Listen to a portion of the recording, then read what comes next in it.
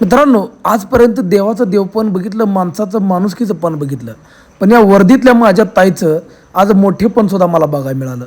मित्रांनो, आज गुढीपाडव्याच्या सकाळी सकाळी मला मॅडमचा फोन आला. मला वाटलं काहीतरी महत्त्वाचं काम असेल, पण माझ्या अगोदर मॅडम आश्रमला येऊन बसल्या होत्या.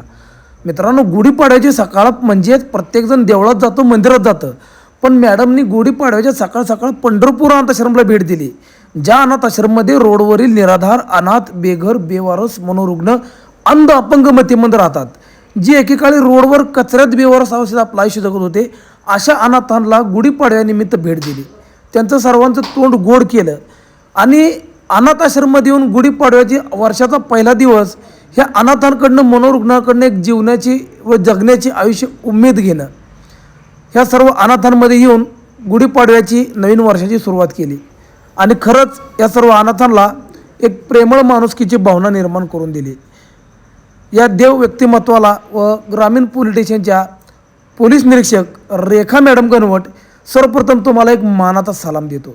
कारण गुढीपाडव्याच्या दिवशी लोक मंदिरात जातात, देवदर्शनाला जातात, ह्या बघायचा दृष्टिकोनच तुम्ही बदलून टाकला.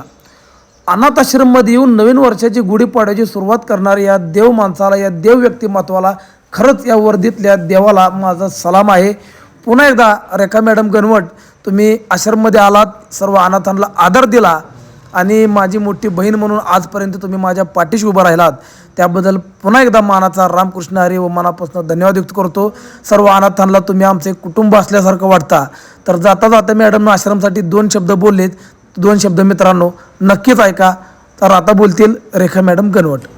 नमस्ते, मी रेखा गणवट, पोलीस निरीक्षक, पंढरपूर ग्रामीण पोलीस स्टेशन.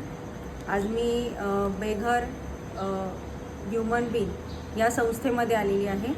ही संस्था जी आहे ती सलमान या नावाचा मुलगा चालवतो आहे आणि तो कुठल्याही प्रकारचं मदत न घेता ही संस्था स्वतःच्या बळावर चालवतो.